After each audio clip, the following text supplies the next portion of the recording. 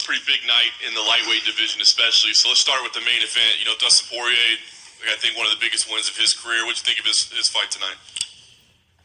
Yeah, no, he came out. Khabib, when I was with him last week, said he needs to come out in that first round. He needs to try to grapple, not strike with him. You know, tire him out, make him use his arms and legs, get him past.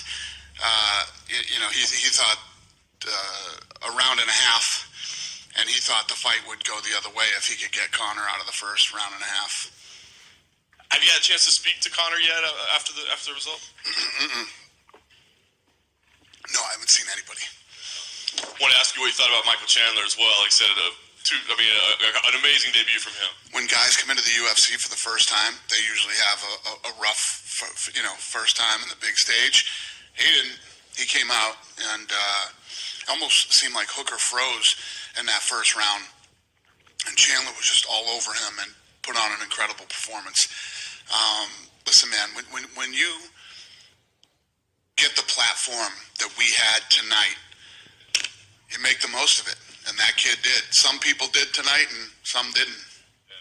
I guess now the big question is, because those were two great wins, was Khabib impressed by anybody? Do we know what he's thinking?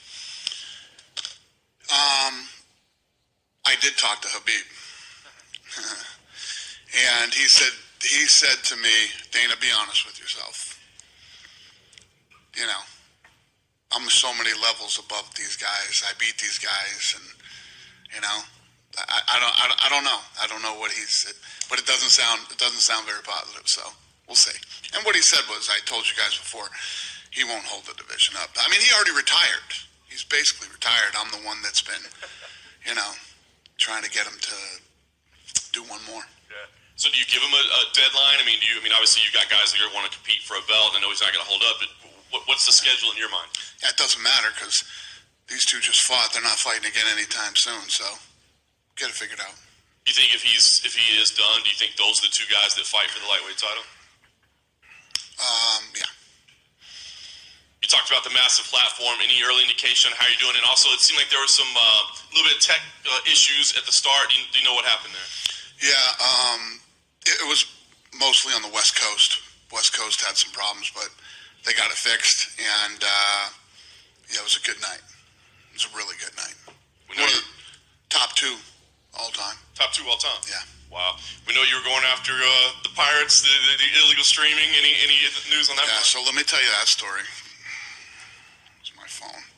So the night that I guess it was I did an interview with BT, and then I think you asked me at the press conference, right? And I basically said this is what's going to happen. So, and I told you guys that we found the guy, and we were watching him. He put out a statement that night. Said, I will not be streaming the McGregor versus Poirier anymore, but I will show you how to buy it legally. And put out this huge statement, and now his whole streaming service has been deleted and is gone. Disappeared. One down and a shitload to go. And I'm ready. Every event, I'm going to go after one of these guys. One of these, or more. We'll see.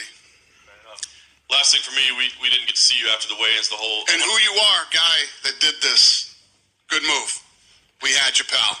I don't know if he knew something or what, but we had you, and all you had to do was pop up that stream, and you were in big trouble. So he did the right thing. Yeah, fair enough. Like last thing for me, we hadn't seen you since the weigh-ins. The whole Ottman Isatar situation. What was in the bag that was brought there? You talked about? No clue. Crazy. Yeah, no clue. Yeah, unfortunate. Dan, right. When you're watching the main event, the first round, Conor going for the shoulder strikes again, Dustin Poirier going for the takedown. When you're watching that first fight, was it playing out how you had expected?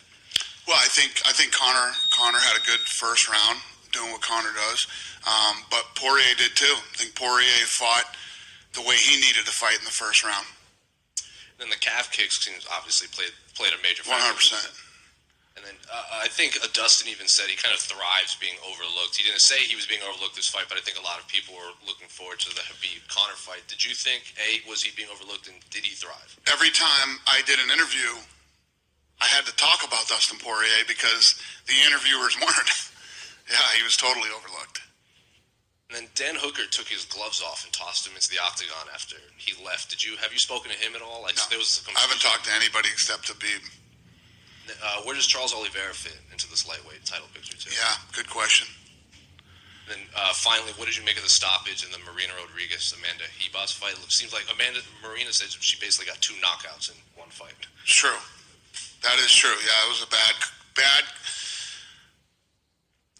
You know, he got too close to it to make them think that it was over, and then the second stoppage was good. I guess that's the way to put it. But yeah.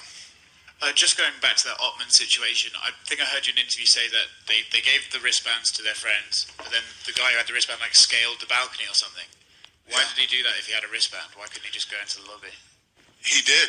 He did go into the lobby, went into a room, then scaled a couple balconies over to his room.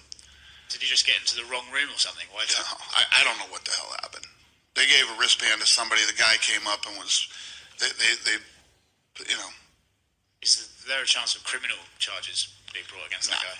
No, we're not doing that. But getting your fight pulled and getting kicked out of the UFC is probably bad enough for him.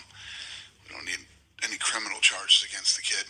He's not a bad kid. He just made a bad decision. I meant the guy who came in. Oh, yeah, that's Abu Dhabi government has his name. I don't know what they'll do with him. Yeah, that's up to them. Dana, can I ask if Jojo Calderwood, do you think she'll make her way back to Valentina, back to the title picture with that win? Yeah, it was a great fight. She looked good tonight. All kinds of weapons tonight. I don't know. I mean, I don't make fights the night of the fight, but obviously she looked great tonight. Awesome. Go ahead, honey. Sounds